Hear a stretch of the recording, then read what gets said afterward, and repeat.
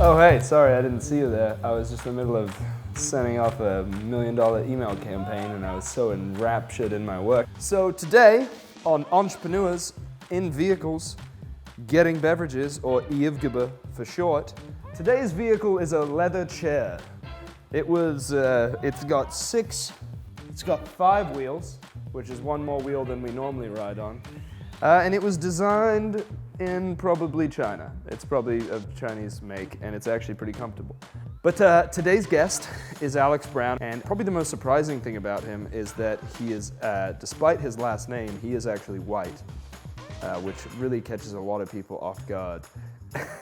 So Alex was one of the founders, or at least one of the people, he may have been a founder at least, who started Dollar Beard Club, which is now The Beard Club, which was sort of an offshoot of, not an offshoot, but they basically saw that Dollar Shave Club was crushing it, and they were like, hey, what's the opposite of that? Dollar Beard Club. And they basically took that concept and went with something that was already working and built a very successful company by basically modeling this other version that was already successful. Anyways, Alex Brown is sort of a guru, which I think he would hate if he knew I called him that, when it comes to subscription services. Dollar Beard Club basically grew from 0 to I think 10 million a year, maybe more eventually, through subscriptions and through getting people into these small subscriptions. They learned a lot along the way as far as what keeps people in subscriptions, what doesn't work, what does work, and we'll probably talk about that a bit. We'll also talk about personal stuff, because I like doing that. I love subscription services. My business is pretty heavy on the subscription base. And it's going to be fun actually to talk to you about that. Maybe I'll pick up some stuff, because I'm just a student of the world, learning from everybody around me. I'm a real curious guy. So let's just go do this. I don't think I need to say too much more, but I think you're going to like today's vehicle. It's not this chair. Oh! Yo! That's about as dressed up as I get right now. Oh! Good to see you, fella. Joseph? Good to see you, too. You got beside me too? Wait, what's up? Hey, you didn't even run away. You He's one of those dogs. Oh, so beside me, see you on another day. Goodbye. I love you so much. You're a beautiful dog. You're very pretty. You're a very pretty dog. Hey, I need to do. If only someone loved me as much as you love him. That's not possible. It's true. Humans, unfortunately, do not have the capacity to love humans as much as they love dogs, because their love for dogs is unconditional, because dogs can't stop loving them, and humans can stop loving them. So people cannot open up enough to be like, hey, I'm gonna love this human with all of my heart, as if they could just leave me at any time and be totally okay with it. What about the people who don't like dogs? Or they just have no soul? Those aren't people. Those are a 4-letter word that I can't say in America. What is it? I don't remember. Okay. So, by the way, where are we I going pulled here? out all the stops for you today. Oh. So, one of the most recent episodes, we were in a nice Porsche. One of the episodes before that, we had a Tesla. I've taken people around in my Jag XC with its nice V6 I'm excited. supercharger. What do we got here? Today we have one of the most revolutionary vehicles in the past, I don't know, maybe century. It's a 2-wheeled ride, which is going to be interesting for both of us to maneuver sort of a 2-wheel vehicle. Okay. It's called a bird scooter, and I kept one in my front yard for you. I also grew my grass out for you. This model has the beeping extreme alarm system. For people like you that try and get a free ride all the time. Yeah, it's mainly designed for people like me. So this bird also has reflective wheels. This is one of the nicest versions they have. So this is for safety. So if there's anybody coming by and they don't see you and boom, the light comes off. There's a dual braking system on this, which most people are not aware of. They think, oh, hey, it says stop right here. That's all we got. Right. Nope. What? Classic for kids like me who grew up with a Razor scooter who know friction. Friction stops things. I'm really impressed, I gotta say. So this one rings in at a whopping 1/3 horsepower. Ooh. So it's like if you just cut off a horse and just had its hind legs and no neural firing system to help it go, it would be sort of like that. It was designed actually by some asshole who does not like people's safety on sidewalks and who wants drunk people everywhere to get in accidents. I like this guy. and annoy people with sounds. Actually, so birds are a very controversial subject right now. And when I say birds, normally I'm referring to women because of English. Right. But Yeah. I'm referring to the scooter. So just so we don't confuse ourselves for the next little bit here. Yeah, I mean, I'm referring to the bird scooter that I'm. I did gather that. Okay, context But- cues. Okay. So, God, if this thing beeps again, I'm gonna lose my mind. You got to pay for it, man. So I'll pay for it in a minute. I'm not gonna pay extra while we wait. Designed. This is my for- favorite feature that you're The skipping. people that can do this are athletes, and they're letting normal people ride these, which is ridiculous because they're not for normals. That's what I call non-athletes. the normals, not like I have a preference to athletes or anything. Oh man, I would have preferred just like getting a horse. You don't need to stand on it to activate it. You know that. No, I just want to show off. Okay, how many texts can people send me one? Network error. Okay, really? Good job, Bird. Hey, you had some free advertising potential, Bird, and you Yeah. are flipping bombing right now. I am gonna break you in half. You're referring to This the bird is and such not an me, or- effortless system. It's so easy to use. Okay, come on. Oh, Unlocking ride. Friendly reminder, please don't ride on sidewalks. rules are meant to be broken. Here's the thing. Nobody listens to this. They say, wear a helmet. You know, maybe we're not going to be able to air this. They're going to be like, did you agree to wear a Yeah. helmet? We're going to ride on the sidewalk, and we're going to go, so... Oh, We're not same gonna- one. Same one. Okay. Um, This is just out of control. There are so many scooter companies that talk about it. Now it's saturated. Uber was basically like really... they actually, so birds started to cannibalize part of the business. This is great. This is wonderful. Later, man. That is some athleticism See, right there. What it does is Pretty- it has pretty- the added bonus of looking very cool in front of the opposite, or same sex. Probably better in front of the same sex even. Yeah, you never know. You never know. To be honest on this one, I feel like I don't want to use Uber's scooter because they really they were pissed off because birds started to cannibalize their market. And people are like, I'd rather ride a bird for not ride a bird like a woman. Right, To right, be right. clear, we're talking about scooters still. So I So think we should you're upset get, because somebody took somebody else's idea, sort of like, a concept for a show or a character or something like that. This is interesting. Yeah, are you talking about like Dollar Beard Club? Oh! Or are you talking about like taking the concept of like humans who have a certain skill, putting them in a type of vehicle, and then obtaining a certain type of beverage? No, I was talking about my own business. Oh, okay, Yeah, that's yeah. what I thought. Yeah, I'm a thief. Yeah, the Beard Club now. See if you can get on here. How do we be really athletic? Do I put my arms Yes, around you? yes, of course. I got one foot on. I'm getting humped. Okay. This is the slowest bird is, I've ever. This That's is because literally we've got full like speed. 400 pounds on This it. is full speed. It's not working. Okay, I'll jog beside you. No, this one is actually like broken. Here's the. Ooh. Boom. Just gotta use the brake. This just crossed. I actually don't let my guests ride anything.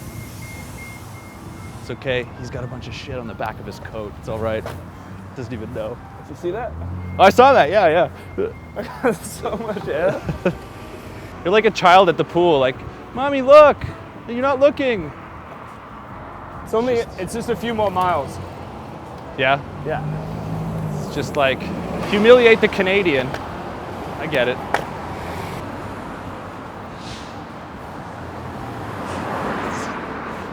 But here.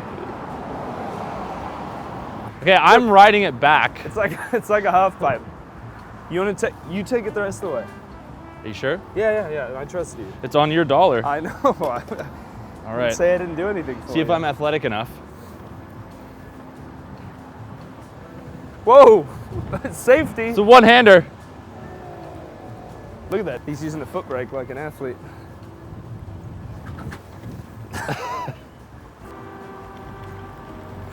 It's okay. Let's get so, segways next time. So what do you? Oh, that'd be wonderful.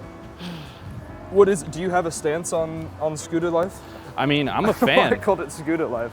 To be honest, I started, the first time I ever rode one was in Santa Monica. And, it's just like always perfect weather there, so it's never an Yep. issue. That's where I'm moving. And, I didn't know that. Yeah. That's excellent. I think the funniest thing about that it makes you take a picture is if you've never ridden one, it just looks like you're documenting that you just rode a scooter. Like the Austin sign. Cool day. Yeah. Hey, look at this. They tell me, one less car. Your ride helped take a car off the road, reduce traffic congestion and carbon emissions, and also pissed off 73 people when you were riding on the sidewalk like a drunken asshole. Should we drink? But I have to speak tomorrow, and usually whenever I speak, You always hung up. When was the last time you spoke when you weren't hung up? Last time. You have to keep it even because. Yeah, now I've got anxiety just thinking about not being hungover. Yeah, exactly. Remember last time we both spoke at that event? You were very hungover. No, I was drunk, actually. You were still drunk. Yes. I had to have another drink because I was all worried. Well, let's have one drink and see where it goes. Yeah. I never just have one. I mean, I didn't drink for almost 90 days at the microdosing ayahuasca thing, so I just feel like if I'm gonna drink, it's got to be the right reasons now. Yeah. Like people are like, I didn't drink for 30 days. I didn't drink 45 days. I think I'm just never gonna drink again. And I'm like, that's really dumb, I think, because unless you have like really severe issues, like what it makes you realize when you're not drinking is it's very easy to not drink. It's just more boring. Yeah. But what it made me think, like people are like, maybe I'll never drink again. I'm like, I doubt it, first off, but also I think that's stupid because the reality is, in my opinion, is that alcohol makes certain things better. It makes certain like events and nights better. And so like if I had, like you're in town, there's people. I don't know if we'd be friends if it wasn't for going out and alcohol, getting drunk a couple times. friends. That is true. Do you feel that the effect of not drinking wears off though? I definitely have noticed that like hump that you get over with drinking when it's like, that initial spike. It's like altitude training. You know, people go and trade in the mountains and they come down and they're like, killing it. That is, and then if you stay down out of the mountains for long enough, that's a really good analogy. Yeah. You stay in the mountains long enough, you're like, this is just normal again, and today we're climbing the mountain. We're putting in that work. Yeah, so that tomorrow, the next day, we will be. I don't train for tomorrow, actually, Alex. I train for 3 months from now, for 6 months from now. I'm a long view kind of guy. Wow. This is a productive day. And you got to train hard. You train like a little bitch. Don't half-ass anything. Yeah. Actually, I do half-ass some things. I do too. People that say they don't half-ass things are putting in way too much effort. Yeah. You gotta lie. Half-ass some things. Yeah. Yeah. Also, a margarita is basically a salad because it's sort of green. Should have got one. Yeah. Science. That looks delightful. That is wonderful. So here's the thing about why I love this Entrepreneurs and Vehicles Getting Beverages show so much is the openness of the whoa, you're just gonna not cheers? You're taking forever, man. It's been on the table for 30 seconds. I'm building. Okay. I'm going through a thing here. I didn't know this was scripted, okay? No, it's not scripted. That's why you tried to do that. If this was scripted, I would have been like, hey, so at this time, we're gonna do. Can I go again? So the thing that I really love about this concept that I came up with is that, first off, anybody can be an entrepreneur technically, right? You could. So almost everyone is now. Everybody is now. On Instagram, everyone's an entrepreneur. But the vehicles part leaves us open to incredibly exciting vehicles like the Bird scooter, which I still want to talk to you about and your opinions about it. But also the beverages does not limit us to the coffee. That some other shows, really good shows, have sort of limited people to cars and to coffee. And I feel like, wow, well that's, You've really thought this through. Yeah, I mean, come on, cheers to big thinking. Yeah, you're allowed. Cheers, man. Cheers, buddy. And then the entrepreneurs part, my good friends are entrepreneurs, and I like, oh yes, catch. Drunk already. So drunk. Oh, that's good. That is sour. I like it. Excellent. But the Bird scooters are an extremely controversial topic. They're kind of a absolutely hate them or really love them type thing, I feel like. Yeah. I'll give you my theory.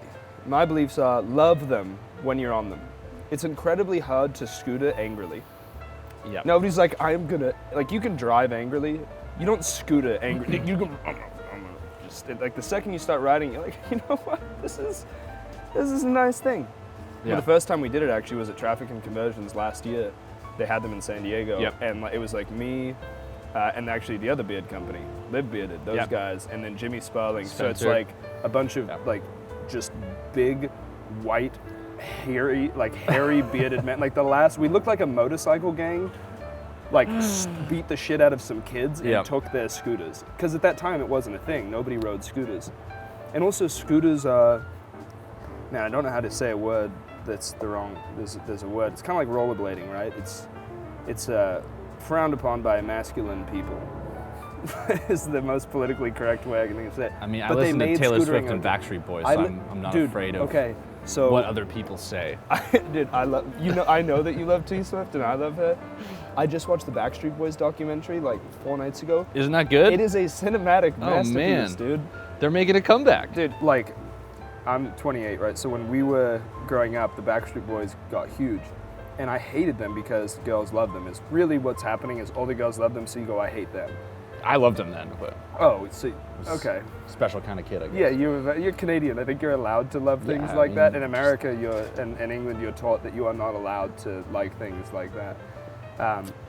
But I didn't think they were talented. I thought they were just some junk Yeah. group. And then you listen to them like on that documentary and shit. They are super talented. Yeah. Like they're pretty remarkable. I and saw them their in, new in album? Vegas Oh, last you year. did? That's what we're gonna go do. Is it Oh, good? It was so good, and so I actually Whitney's gonna I lose her went down mind. with my friend Noah that I used to live with that you met before, who worked at Beard Club. Yep. He met my ex-girlfriend and I in Vegas, and so Kat and I drove to Vegas, and she was talking on the phone with her friend on the way there. Friend's like, "Oh yeah, what are you guys doing in Vegas?" And she's like, "Well, you know, we're gonna go see a musical and see this and that, and then Alex is going to see Backstreet Boys." And her friend's like, "Oh my God, you guys are gonna love that." She's like, "Actually, it's a boys' night. I wasn't invited." So I got a Backstreet little flack for Boys that, but night. I had to have it with Noah. We, sort of like your bird story. We drive around in our like doorless Jeep, 2 guys with huge beards singing Backstreet Boys. We got a couple head turns. Yeah, I bet you did. Yeah. I feel like it's a real thing for certain guys to connect over Backstreet Boys. Jesse Elder and I had a full sesh to. I want it that I swear to God, if you put that Not a good song singer. on at any bar, everyone will be Everyone. singing it. You give a like Everyone. you know the most masculine like Yeah. I hate Backstreet Boys guy, a Tell couple me drinks, why. he'll be singing that. Oh yeah. I used to think it was just whiny and shit, but now listening to their voices, dude, the new album DNA or whatever, I've been listening. There's a song called No Place. I gotta listen to that. I haven't listened to it yet. Dude, you're missing out. Man. It's like, it's lit. The kids would call it lit. I'm impressed. I did not expect to talk Do kids about still say Backstreet that? Boys here. I don't know. I'm behind on What all do those kids things. say these days? I don't know. I don't think they talk to each other because they're too busy on their iPhones and iPads with their cellular telephone devices and their internet connections. Yeah. You know. I'll actually preemptively order another one, please. No, it's fine. So, like, when you guys started, what was Dollar Beard Club is now the Beard Club. Do you get tired of talking about it, by the way? Because I'm sure So- to some degree we don't have Sort to. of. talk No, about no. it, but Like it's it's interesting. it's an interesting story, and I know it was like a big part of your growth, but now you're not doing it anymore, so Yeah. it's not like we have to. But Well, honestly, I've gone through this like just full circle evolution of it. So we had businesses before Beard Club that were really struggling, and then Beard Club, you know, was received well out of the gates and took off. Now we didn't really know how to build true business and a proper business, so Right. we started out building something for ourselves that was like, you know, subscription well, beard products. and it took off. Do you feel like it took off because you basically? I would say like, if you want a proven path to success, look at something that's already working and model it. Yeah. If you want to go huge, you're probably going to have to disrupt something, which is like what Dollar Shave Club did. Yeah. And you guys are like, well, let's model that.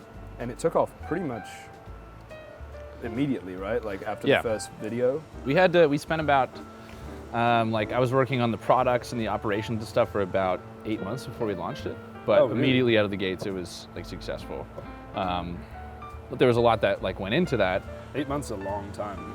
Yeah. Oh, we went through like different iterations on the product and stuff like that. And so we actually had like a Beard Club Lite version ready to go. We started showing people the video. Thank you. Started showing people the video, and they were like loving it. We had more people that were like advisors coming on board that had a bunch of influencers. So we're like, well, our distribution's gonna be pretty good on this. So we kind of pumped the brakes, and we're like, let's build, you know, a little more structured business here. So we went to a contract manufacturer instead of like white labeling stuff. So you kind of did it right from the beginning. We kind of did it right from the get-go. With a long-term vision there. Yeah.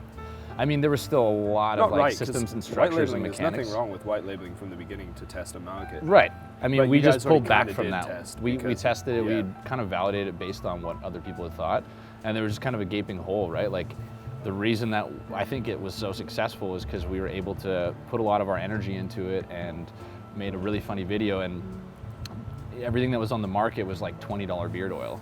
And we were like, as a joke, like, we should make this video, it'll be really fun.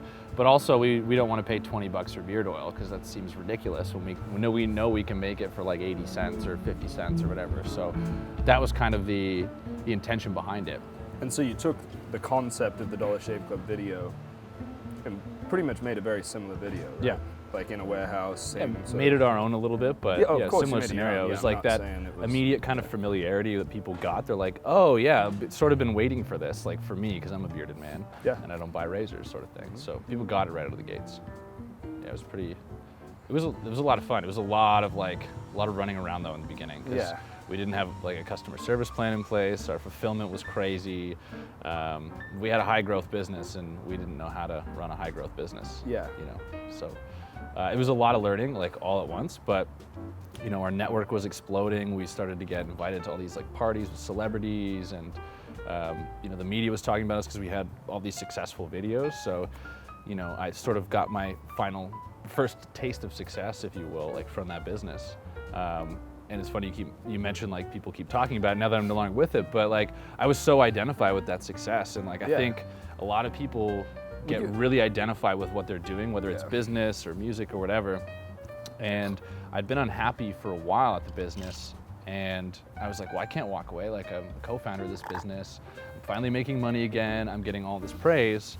So like me being identified with that though sort of locked me into this pattern of unhappiness where I wasn't able to grow and do the things that I wanted to do. And you were like the glue. Well, I was behind the You were scenes, behind right? the scenes. Yeah. You were in some videos, like, you know. Some cameos and stuff. some cameos, but I like- wanted the spotlight. I don't think you did. Not then, no, definitely not. No. I was terrified. Yeah, with the copy and marketing business, it's like, okay, now I have all these people that are just paying every month. Yeah. It doesn't expand. I'm always like, how can I not change my workload and just change my income? And with subscriptions, that's absolutely possible to bring in more people. Yeah. And my workload doesn't change. I don't change. Like, I had a friend very brilliant guy who will hopefully be on the show at some point, who's a very funny guy and a copywriter, and every time somebody joined his group, he did a call with them, and he did all these things, and like, it was such a great group, but he had to put in more work. It wasn't scalable because he had to put in more work for every person that joined the group. And I was like, stop, you're over-delivering so much. And for me, it's like, I don't have to change what I do in order to, I don't have to deliver more. If there's 200 people in the group or there's 2,000 people in the group, my work's the same. We haven't talked about that much business stuff on this show. Let's not. I don't even like business. Fuck business. Yeah. You know what I hate? Let's just make money. I hate entrepreneurs. Ferraris. Yeah. I want a trust fund. Yeah. Where do Let's I- make where money do without I doing sign up- business. Where do I sign up for a trust fund? Do they have a list? I trust that. I don't know. I think we could probably start dating extremely older women. Oh, I thought you say guys. That too. I mean, like, we shouldn't limit ourselves. It's 2019, Alex. You know, that doubles the market, really. Yeah. Yeah. In Denmark, they go, we'd like to have social health care or social Free schools. education. Everybody comes here. The Danish are so annoying. They come here and they go, you know, we've got free schools, and you know, you guys should. Oh, you have to pay. They always go like this to you. Oh, you had to pay for your education. We have a free school, and we come here for a vacation. They pay for that too. Would you like to have to pay for school? And you're like, fuck you. Yeah, it's really interesting. Very great. It's almost like a Dutch accent. That was a hard totally problem Dutch. with That's good Dutch. yeah, I spent some time in Holland, quite some time. That's good. It's the ash. It's the ash. It's It's a very the ash. hard problem with the ash. Yeah, We're gonna get a lot of Dutch hate mail. I just did a Wim Hof thing in Iceland with a Dutch guy. So, Daniel, if you're watching, if you could tell Holland to be okay, really appreciate that. And to all That's my cool. Dutch friends, If I die here today, take all my stuff and leave. The Dutch, it's cool. Well, you know, we have fun. We like cold. Yeah. We like, we make heroin is cool. Yeah. It's legal. To each their own. Should we call Ron? Yeah, that's cool. What's Ron's name again? Ron Lynch of the Big Baby Agency. Hello. Oh. Hello. Ronald? My phone says Ian Stanley the Tool Guy. Oh. Yeah, no, people call me that. I don't know why. I have a buddy who still has my name. This is like a long-term friend who still has my name in his phone as Ian Accent, which is super offensive because like that's what some random girl would put me in as, and he's like a good friend of mine. Well, what's funny is he has the accent, you don't. Yeah. You guys spoke it first. That's true. I just finally got a call for the Swiss consulate. Someone just called me and rang me and was trying so I have somebody who needs to claim asylum. Oh, because you get those real calls, right? From people thinking that you are the actual Swiss. Do you know that? He gets real calls, yeah. Because he has his house listed as a Swiss consulate. People think it's the real one. And so they call and they're like, this is a Dutch version. Back to the Dutch. This is it. We are Swiss. Well, he was like, well, how could we get to Switzerland? I'm like, well, you would take a plane, but once you get there, he goes, well, what's the requirements? I'm like, you have to have enough money to live for the rest of your life. Go to their website, because that's what they say. If you want to immigrate to Switzerland. Excuse me, what are the requirements to move to Switzerland? You've got to be extremely wealthy and white. They really prefer if you're extremely wealthy and white. That's their favorite type of people. Yes. All right, well, I guess we're going to get back to our show now. All right, well, enjoy your show. Be good. Have fun. Sounds good. All right, we'll see you later on. Later, mate. Bye-bye. Later on. Later on. Whoa. Later on. That kind of blew my mind, right? Dude. We'll see you later on. Are you saying later on or later, Ron? Or are you saying it all? You should do stand-up. Have you ever thought about it? No, I'm more of a lay-down kind of guy.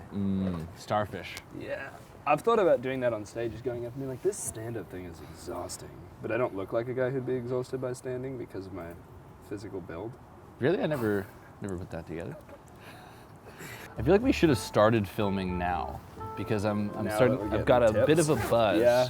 You know. And so now, we don't have to stop. We can go back to that noise. That is the noise. No, I don't mean that noise of like going to. No, that's the noise of just like white women having just fun somewhere. Yeah, about to make a huge mistake. Yeah. You know, we could be that guy. We could be the mistake. Like it's just that there's a noise they have. Yeah. That's a dinosaur. Do you believe in dinosaurs? Do I believe in dinosaurs? No, honestly, here's my thought on dinosaurs. You're gonna put me on a fucking thing right now. So I have this bit that I've kind of been working on for really a long time technically because I've had this thought of who decided what sound dinosaurs make? Because nobody knows. And then some guy was like, hey, do they not fossilize their sounds as well? They can't. So, and here's the thing about science, right? People are so into science right now, that's kind of religion, right? People are like, well, scientifically, actually, dinosaurs were this size and this. You don't know. You don't know anything because you didn't see a dinosaur. I'm sorry, you can tell me about your fossils and your little carbon dating and your circles in the trees and this is when they lived. You don't know fucking anything that didn't happen while you've been alive, technically. I'm not saying all science is bullshit. I'm saying dinosaur science, pretty faulty. A lot of speculation, yeah. Also, I think dinosaur scientists, and I don't think they call them that, but I call them that. They might have a different name, like paleontologists or something, but dinosaur scientists are dicks. I think they're the most dickish of all the scientists. Because they also... Especially Dutch ones. Well, the Dutch dinosaurs. The dinosaurs. There's two ashes in dinosaur. Dinosaurs. You should have seen the dinosaurs we had in Holland. I think that the most interesting part of this onslaught of hatred towards dinosaur scientists is the fact that you don't even know what to call them. So they probably won't be that upset that you're saying all of this stuff about you. They'll be sitting a bunch of paleontologists like, well, he's not talking about us. He's talking about the fossil guys. The dinosaur. Yeah. We actually have a really close relationship. Like, they're gonna invite me to speak at their thing. Like, he's talking about the other dinosaur scientists, not us. And I'm gonna build a huge following in the dinosaur science arena. You sound like someone from the deep south who deeply contests evolution. Like, these dinosaur scientists, they're full of shit. Wait a second. You may have just made the bit for me, because maybe I need to be like, look, I have a whole thing about dinosaurs and fossils that I have to do, but if I do it in my normal voice, it's not that funny. You need to imagine that I am a southern man who hates all science. Yeah, the propagation of lies. Hey, look, let me tell you something about these dinosaur scientists. If that's even your real name. Well, here's the thing about dinosaur noises. Hey, Nigel, if that's even hey, Nigel. Look here, Nigel. Hey, Mr. Planet Earth. Hey, I live in the real world where God created the earth, where Adam and Eve were in Missouri. That's More what the important than your Greenwich Mean Time. Your Greenwich. I've been to Greenwich. New York ain't that cool. I feel like, not to give you advice on how to do your own show, but I'm going to. I really want advice. I'm struggling with this bit. I feel like it should almost be like you should steal ideas from another show called Drunk History, where you progressively ask people more and more business-focused questions and then try and keep them focused on business. Because I feel like here we started talking about business, and now that I've had a few of these, now we're talking about like dinosaur hate. Yeah, but I wanted to do actually, that. no. This To be is clear, you've never strategic. hated on dinosaurs. No, You love dinosaurs are fun. dinosaurs. Yeah. It's the scientists behind them that are driving me crazy. The bit really actually starts out with that I don't believe in global warming because my dad made a really clear point and said, well, if global warming's real, then why does it keep getting cold? And I'm like, can't argue with that science. And so, since he said that, I'm like, okay, he's nailed it. But I think we could get rid of all this global warming and climate change stuff very quickly if we just got rid of half the population. Yes, And so, especially the ones that pollute in excess, like us. No. Wait. So you have the wrong standards. Okay. So if you've seen the Avengers: Infinity War, you've got Thanos, who's got a very clear path of doing it. So I'm going to get rid of half the people. He goes, it's extreme, it's random and dispassionate. My method for getting rid of half the people is extremely selective and passionate. There is no randomness or dispassionateness involved. It is a select group of people. The first group are chair draggers. So you go to coffee shops, okay? So you probably know this. People Anyone don't that doesn't pick up their chair. Like this? Yeah. You know that guy. What about people the that coffee drag shop. their feet? Is They that shouldn't an even be issue? alive in the first place. I didn't even think about them. Yeah. The other two that I've got really dialed in so far are loud talkers, both on the phone and just in general. And anyone with an And accent. Oh. Well, everybody's got an accent technically. Yeah, so we'd all be dead. Yeah. Dumb. I didn't think that through. Yeah, how do you feel? Pretty good, actually. Yeah, pretty good. And then type 3 is, people who FaceTime in public. I think they're one of the worst groups of people who are like, hey, no, nope. But instead, in a normal situation, everybody's around them. No, I'm not busy. Yeah. Nope, just I want to kill them on camera so that the person on the other side learns that that's what's going to happen to them. So by the way, I bought the domain Drunk Marketing quite a long time ago and had a Facebook page about it, and I was going to build a brand around that, so you were right. Episode about the drunk 1. History thing. Episode 1. I mean, if you really think about it, you can really align your drinking with a greater purpose. And that's where everything clicks into place, you know? Well, what it does is it's like, I'm not normally going to drink, and then when I have somebody on this, let's go. Yeah. So you're going to be filming episodes like fucking 3-4 times a week. I'm like, look. Morgan's like, oh my God, there's I'm no. an alcoholic because I drink at 10 Yeah. a.m. because I'm filming a show. Okay, Mom, just because I'm living at your house again and everything's falling apart doesn't mean I have a problem. I interviewed Mark from Cuba yesterday. Some people just blow things out of proportion, you know? So Christopher Walken, here's my one Christopher Walken joke. Guys, come on, I got a new show coming out on AMC. It's about my dead ancestors. It's called The Walking Dead.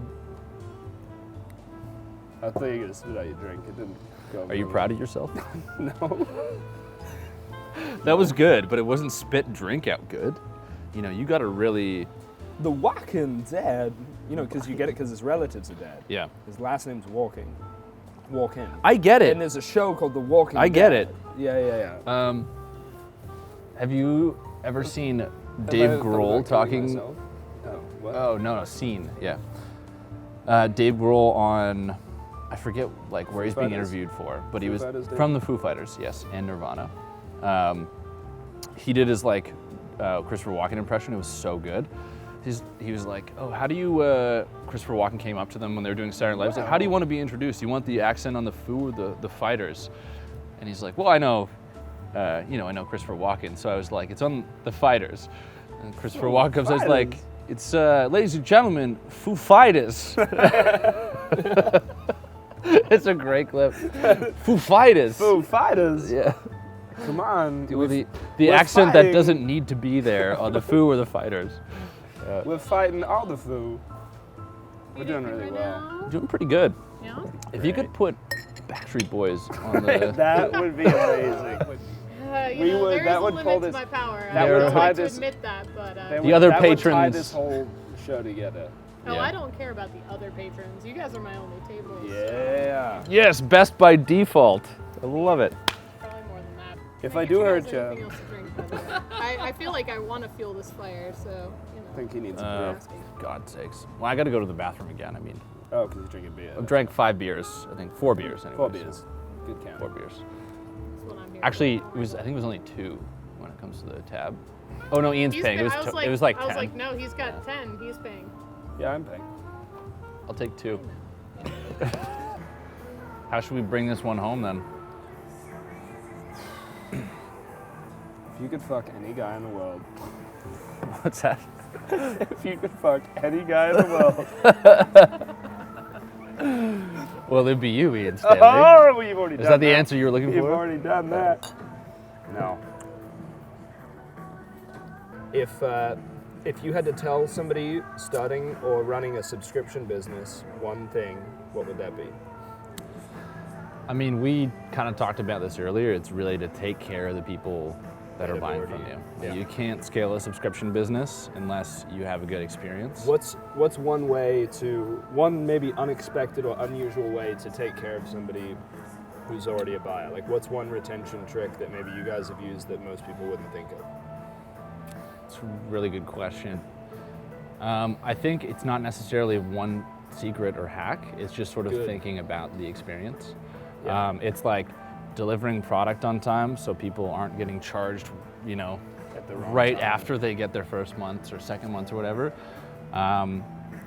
It's reminding people that they have a subscription. It's like following up after they've made a purchase and helping them build a habit with it, getting them ready, sort of like maybe doing email marketing, if you will. Yeah, I have a whole sequence for buyers of like, the second section is build a habit. Yeah. Like, get them addicted to your product. So I think what you and said, having good product is important too, that people want to keep using. it's weird. Nobody wants to use my piece of shit product every month. People keep canceling after the first one because it's a piece of shit. And it was like the cheapest product I could find Yeah. to sell. I don't This understand doesn't why make people don't want sense. to keep using this product that I myself would never use. I'm really glad you said that, because even when I said trick, I hate the whole like trick hack. No, I'm well, glad you there are changed certain things that people know that are worth like pointing out of like, hey, Yeah. you might not have thought of this. But I'm sort of, based on my experience in building a business, I seem to have learned that like, the more I look for the answer and like the software and the trick and the strategy, the more I get distracted from like just building a business and keeping people happy. And something my dad taught me very early on was like, just do something good and other people they're gonna talk to their friends about it Yeah. who need that same thing. Provide a good solution, take care of people, and they'll take care of you. Yeah. I think that's the big piece, is what you said, is focus on their experience. Treat your customers like people and not like numbers in your Yeah. business. And if you've gone out and you've done it and that's what you're now teaching, or like if you're selling a product and you really care about that product, then it should be pretty easy for you to do that. You're designing the experience that you want to have, that you care about, that you're passionate about. And that's really important. The first time I made the email product was, what would I do if somebody erased my brain, like all the stuff that I've learned about email copy, and I had to learn it in 4 weeks? How would I treat myself? Then I just made that product. Yeah. That's what I've been doing too, man. It's like, what did I wish I had when I started? Yeah. You know, with your e-commerce rockstars.co business. I looked at the wrong camera. That's how you know. But to that, I say, at certain times, Yevgaba. All right. I can't wait to get in so much trouble. Should we head back to the house? Let's do it. Fuck you, entrepreneurs and vehicles getting beverages. Yes, oh, yes, we did. We got it. So fast. Oh, we're good. We're moving. How do people do? I always see dudes with chicks doing this. God, we're athletic. I can't hit the brakes.